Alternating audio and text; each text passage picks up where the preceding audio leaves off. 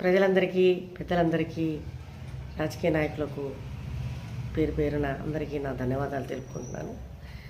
నేను కొన్ని ముఖ్యమైన విషయాలు చెప్పాలనుకుంటున్నానండి. ఒకటి ఇంపార్టెంట్ విషయం ఏంటంటే, చాలా వరకు ఈ టికెట్లు ఫ్రీ చేశారు చూడండి, ఆర్టీసీ టికెట్లు.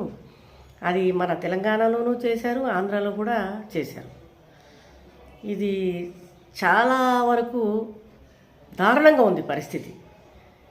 నెక్స్ట్ ఇంకొకటి, ప్రతి ఇంట్లో ఉన్న ఆడవాళ్ళని నేను కోటీశ్వరులను చేస్తాను అని చెప్పని ఒక ప్రమాణం చేశారు. ఎవరు? రేవంత్ రెడ్డి గారు. ఇప్పుడు వాళ్ళు గొడవలు పెట్టుకుంటున్నారు. మమ్మల్ని కోటీశ్వరులను చేస్తానన్నావు, ఇంతవరకు ఏమీ లేదు, అసలు ఏమీ చేయలేదు, మాకు ఇల్లు కూడా సరిగా అందట్లేదు, ఇల్లు కూడా ఇచ్చేస్తామని చెప్పని అన్నారు, ఇల్లు ఇవ్వటం లేదు, అసలు వాటి గురించే మాట్లాడటం లేదు, వాటి గురించే మాకు అసలు విషయం కూడా తెలియట్లేదు, కానీ ఎందుకు మీరు ఇలా అన్నీ మాట్లాడుతున్నారు అన్నట్టుగా ఆడవాళ్ళు కొన్ని చోట్ల ధర్నాలు చేసి గొడవలు పెట్టుకుంటున్నారు. ఎందుకంటే మీరు ఇలాంటి పనులు చేస్తున్నారు? రేవంత్ రెడ్డి గారు, ఆంధ్రప్రదేశ్లో చంద్రబాబు నాయుడు గారు కూడా ఇదే చేశారు.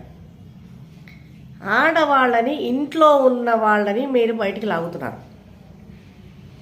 టికెట్ ఫ్రీ పెట్టి సగం లాగేశారు. ఇప్పుడు కోటీశ్వరులను చేస్తామని చెప్పని అదొక పుకారు. కోటీశ్వరులను చేస్తారండి. కోటీశ్వరులను చేసిన తర్వాత వాళ్ళ ఇంట్లోకి పనులు కావాలిగా. అప్పుడు ఎవరు వెళ్తారు? మీరు వెళ్తారా? నేను వెళ్తానా? ఇంట్లో అంట్లు తవ్వడానికి, ఇల్లు ఉడవడానికి. ఎందుకండి ఇలాంటి తప్పులు చేస్తున్నారు? మినిస్టర్లు, మీరు మినిస్టర్లు లాగానే మాట్లాడండి, లేబర్ల లాగా మాట్లాడకూడదు. మీరు మాట్లాడే మాటలు ఎట్లున్నాయి? ఇప్పుడు ప్రభుత్వం దగ్గర డబ్బులు లేవు. ఎన్ని విధాల కష్టపడుతున్నారో డబ్బుల కోసం, అన్ని విధాల కష్టపడుతున్నారు. నీ ఇంట్లో ఏమన్నా ప్రింటింగ్ మిషన్ పెట్టుకున్నావా రేవంత్ రెడ్డి? నువ్వు ఆర్టీసీ వాళ్ళకి డబ్బులు కట్టడానికి, ఇంటింటికి ఆడవాళ్ళని కోటీశ్వరులను చేయడానికి ప్రింటింగ్ మిషన్ పెట్టుకున్నావా? నువ్వు నీ పెళ్ళం కలిసి కూర్చొని ఏమన్నా ప్రింటింగ్ ఎత్తుతున్నారా డబ్బులన్నీ? ఎందుకయ్యా నోరు జారుతారు? అనవసరమైన మాటలు కదా ఇవి. ఏమైనా అవసరం వచ్చే మాటలు ఇవి. కోటీశ్వరులను చేస్తే ఈ లేబర్ పనులను ఎవరు చేయాలి? నువ్వు చేస్తావా? నేను చేస్తానా? కూరగాయలు అమ్మాలి, పువ్వులు అమ్మాలి, చిన్న చిన్న బుట్టుతో కండు పెట్టుకోవాలి, చిన్న చిన్న పనులు ఏమైనా ఉంటే ఇళ్లలోకి వెళ్ళి పనులు చేసుకోవాలి. కొంతమంది సాకలోడు ఇస్త్రీ చేయడు, మంగళోడు గడ్డం గీయగడు, కుండలోడు కుండలు చేయడు, లేబర్ వాడు పనికి రానంటాడు. ఇప్పటికే చాలామంది మీరు ఇచ్చే పెన్షన్లు 2,000 రూపాయలు, 3,000 రూపాయలు ఇచ్చే పెన్షన్లే వాళ్ళకి ఎక్కువైపోయి ఈ మధ్య అసలు పని చెప్తే పని వినట్లేదు.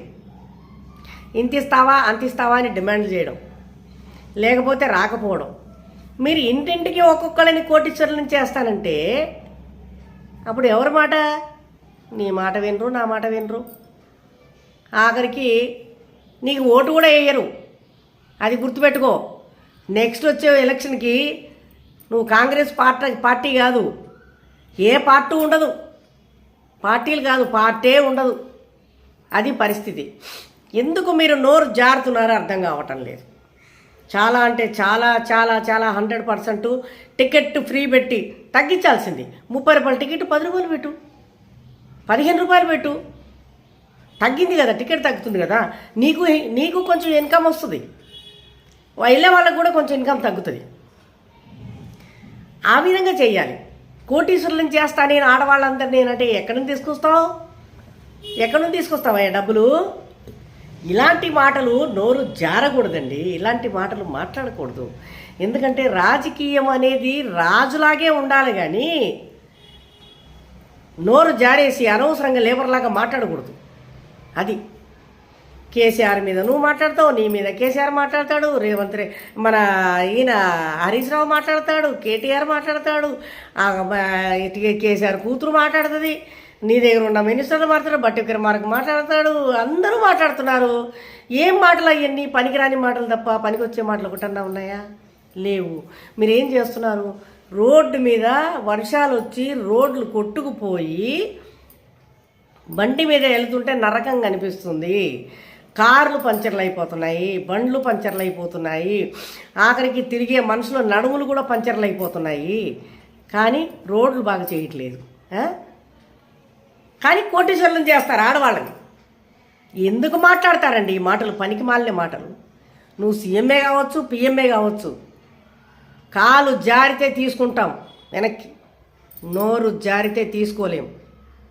అది గుర్తుపెట్టుకోండి. ఎవరైనా సరే, ఇంట్లోనైనా బయటైనా, ఏ మినిస్టర్ అయినా, సీఎం అవని, పిఎం అవని, అతని ఎమ్మెల్యే అవని, ఇంటి యజమాని అవని, యజమానురాలు అవని, కాలు జారితే వెనక్కి తీసుకుంటాం, నోరు జారిందంటే మాత్రం తీసుకోలేము. ఇది గుర్తు పెట్టుకొని మినిస్టర్లందరూ కూడా మెలిగితే చాలా బాగుంటుందని చెప్పని అనుకుంటున్నారు కొంతమంది తెలివిగల మనుషులు. తెలివి లేని పనులు మాత్రం మీరు చేయకండి. ఇప్పటికే చాలా చాలా చాలా చాలా దేశం నాశనం అయిపోయింది, ఇంకా నాశనం అయిపోతుంది మీరు చేసే పనులు. మీరు అనుకోవడం ఏంటి? ఓట్లు రావాలి, ఓట్లు గెలవాలని. అంటే నువ్వు ఇల్లు ఇస్తేనే ఓటేస్తుంది ఆమె, నువ్వు డబ్బులు పెన్షన్ ఇస్తేనే ఓటేస్తుంది, బస్సులు ఫ్రీ చేస్తే ఓటేస్తుంది, నువ్వు కోటీశ్వరాలను చేస్తే ఓటేస్తుంది అనుకుంటున్నావా? లేదు. అది మానవత్వానికి, మనిషికి ఉన్న హక్కు ఓటంటే. అంతే తప్ప నువ్వేదో చేస్తావని, నువ్వేదో ఇస్తావని, నువ్వేదో ఇరగదీస్తావని చెప్పని ఓటు వేయరు బాబు. అది గుర్తుపెట్టుకోండి. నువ్వు ₹1,00,00,000 ఇస్తానంటే ఓటు వేస్తారా? వేయరు. ఆ ఓటుకి విన్న విలువ, అది విలువ తెలుసుకొని మాట్లాడాలి.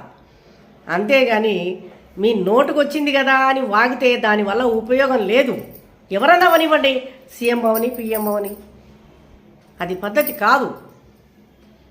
ఆ విధంగా మాట్లాడకూడదు, ఆ విధంగా మీరు చెయ్యకూడదు. ఏ విధంగా చెయ్యాలి అనేది ఆలోచించుకొని ఏ విధంగా చేస్తే బాగుంటుంది అని చెప్పని మీరు కొంచెం ఆలోచించి ముందుకెళ్తే బాగుంటుందని చెప్పని కోరుకోవడం జరుగుతుందండి. మీరు తొందరపడి ఏ పిచ్చి నిర్ణయాలు కూడా తీసుకోకుండా, కొంతమందికి రేషన్ కార్డులు అన్నారు, రేషన్ కార్డులు రాలేదు, కొంతమందికి ఇళ్ళు అన్నారు, ఇళ్ళు రాలేదు, కొంతమందికి ఎక్కడో మైసగడ్డ దగ్గర ఇచ్చారు, అక్కడ దమ్మాయిగూడలో ఇచ్చారు, అక్కడెక్కడో ఎల్బీ నగర్ సైడ్ ఇచ్చారు, అంతవరకు ఓకే. ఇప్పుడు ఉప్పల్ సైడ్ ఉన్న వాళ్ళందరూ కూడా ఇళ్ళ కోసం పెట్టుకున్నారు, ఇల్లు లేని వాళ్ళు. మన వాళ్ళకి ఏమన్నా మంజూరు చేశారా? రేషన్ కార్డులు మంజూరు చేశారా? లేదు. ఇక్కడ సైడు 4 వైపులు ఆలోచిస్తే, తూర్పు, పడమర, ఉత్తర, దక్షిణ సైడు ఎక్కడ సైడు ఆలోచించినా కూడా ఇంతవరకు ఎవరికి కూడా చాలా వరకు ఇల్లు రాలేదు, రేషన్ కార్డు రాలేదు. ఆ ఇల్లు వచ్చినా కూడా ఈ మధ్యలో ఉన్న బ్రోకర్ల, ఎమ్మెల్యేల, లేకపోతే కార్పొరేటర్ల అసలు ఎవరు అర్థం కావటం లేదు. వాళ్ళు మీరు రండి, పంచాయతీ ఉంది, మీరు వస్తున్నారా లేదా, మీరు ఉంటున్నారా లేదా, మీకు ఇల్లు ఇచ్చాము, మీరు కరెంటు బిల్లు కట్టాలి, ఇంటి పన్ను కట్టాలి, ఇచ్చే సంవత్సరం కాలేదు ఇంటి పన్ను, నెలకి కరెంటు బిల్లు, అక్కడ నీళ్ళ సౌకర్యం కరెక్ట్గా లేదు. కేసీఆర్ ఒక తప్పు చేశాడు, అన్ని 8 అంతస్తులు 9 అంతస్తులు కట్టి కేసీఆర్ తప్పు చేశాడు. అదే ఫస్ట్ ఫ్లోర్ కింద గ్రౌండ్ ఫ్లోర్ వేసి పైన ఫస్ట్ ఫ్లోర్ వేస్తే ముసలాళ్ళకైనా, చేతకాని వాళ్ళకైనా, చిన్నపిల్లలకైనా కన్వీనియంట్గా ఉంటుంది ఎక్కడానికి దిగడానికి. అన్ని ఫ్లోర్లు అనేటప్పటికీ ఏమన్నా ఇది పెద్ద కోట్లు సంపాదించి కట్టిన అపార్ట్మెంట్ కాదు కదండి. ఏదైనా చిన్న తప్పు జరిగితే అది రిపేర్ చేయించుకోవడానికి ఎంత కష్టమండి. ఇప్పుడు చాలామంది ఏమంటున్నారు, మీరు ఇక్కడ వచ్చి ఉండండి అని అంటున్నారు. కానీ ప్రతి ఒక్కళ్ళు కూడా మీరు ఇప్పుడు ఇల్లు ఇచ్చి వచ్చి ఉండండి అని అంటే ఎట్లుంటారు? ఉండడానికి ఎట్లా అవకాశం ఉంటుంది? వాళ్ళ పిల్లల్ని స్కూళ్ళల్లో వేసుకుని ఉంటారు, ట్యూషన్లకు వేసుకుని ఉంటారు, వాళ్ళ పనులు ఎక్కడో చేస్తుంటారు. అవన్నీ వదులుకొని వచ్చి ఇల్లు చూసుకుంటూ కూర్చుంటారా? పిల్లల చదువులు పాడైపోవా? వాళ్ళు చేసే పనులు పాడైపోవా? ఇవన్నీ ఆలోచించరా? వాడు వచ్చి ఉండవారంటే ఎట్లుంటాడు? ఏం సౌకర్యం ఉంది అక్కడ? బస్సు సౌకర్యం లేదు, ఆటో సౌకర్యం లేదు, ఏ సౌకర్యము లేదు. బండి ఉన్నోడే వెళ్ళాలి.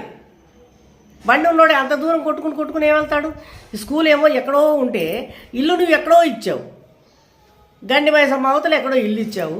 పిల్లలేమో శరత్ నగర్లో ఉంటారు, ఎర్రగడ్డలో ఉంటారు, మన ఎస్ఆర్ నగర్లో ఉంటారు. వీళ్ళందరూ చదువుకుంటూ ఉన్నారు. వీళ్ళని వదిలిపెట్టి వచ్చి తల్లిదండ్రులు అక్కడ ఉంటారా? తల్లిదండ్రులు వదిలిపెట్టి వచ్చి పిల్లలు అక్కడ ఉంటారా? అది ఆలోచించరా? దానికోసం రాలేదనుకో, దాన్ని ఎంతకో కొంతకి బ్రోకర్లంతా ఏం చేస్తున్నారు, కలిసికట్టుగా మాట్లాడుకొని 1,00,000కో 2,00,000కో అమ్మేసుకుంటున్నారు. ఇదండి గవర్నమెంట్ చేసే పని. గవర్నమెంట్ చేసే పని ఇది. ఇంతకంటే వేరే ఏమీ లేదు చేసేది. వాగ్దానాలు మాత్రం చేసేస్తున్నారు. నేను కోటీశ్వరులను చేసేస్తాను ఆడవాళ్ళని. ఇప్పుడు టికెట్లు ఫ్రీ చేసి ఇరగదీశారు, పెద్ద కోట్లు సంపాదిస్తున్నారు దాంట్లో ఆడవాళ్ళంతా. మీకు నష్టం, వాళ్ళకి ఏదో రూపాయి 2 రూపాయలు మిగులుతాయి. వాళ్ళకి మిగిలేదు 20 రూపాయలు 30 రూపాయలు ఒక టికెట్. పోను రాను తిరిగి రావడానికి పోవడానికి ఒక 60 రూపాయలు. కానీ మీకు కొన్ని కోట్లు నష్టం వస్తుంది గవర్నమెంట్కి. ఇది ఆలోచించరా? ఇది బ్రెయిన్ పెట్టి ఆలోచించరా? మాట అనగానే అయిపోయింది. ఉదురుగొట్టం తీసుకొని పొయ్యిలో పెట్టి ఉఫ్ అని ఊదినట్టు అనుకుంటున్నారా? మాటలు మాట్లాడటం కాదు, ఆలోచించి పనులు చేయాలి. పిఎం అయినా, సీఎం అయినా, ఎమ్మెల్యేలైనా, కార్పొరేటర్లైనా, ప్రెసిడెంట్లైనా, పోలీసులైనా, ఎవరైనా సరే నోరు జారొద్దు. మళ్ళీ చెప్తున్నాను, కాలు జారితే తీసుకుంటాం, నోరు జారితే తీసుకోలేము. ఇప్పుడు కోటీశ్వరులను చేస్తా అన్నావు, నువ్వు డబ్బులు ఇవ్వకపోతే, నువ్వు కోటీశ్వరులను చేయకపోతే రేపు ఓట్లు పడవు నీకు. ఏమనుకుంటున్నావు? ఆడవాళ్ళంటే ఆదిశక్తులయ్యా. అంత ఈజీగా నీ మాట వినరు. అంత ఈజీగా నువ్వు అనగానే పొంగిపోయి ఏదో ఓటేసేస్తారనుకుంటున్నావేమో. కాదు, అది కుదరదు. ఆ విధంగా చేయకూడదు. అలాంటి మాటలు మాట్లాడకూడదు.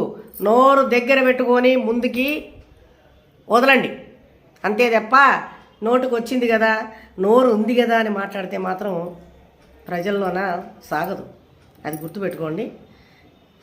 ఇంతవరకే నేను చెప్పదలుచుకున్నాను. మీకు ధన్యవాదాలు తెలుపుతున్నాను. నా మాటలు నచ్చితే లైక్ చేయండి, షేర్ చేయండి, సబ్స్క్రైబ్ చేయండి. జై హింద్.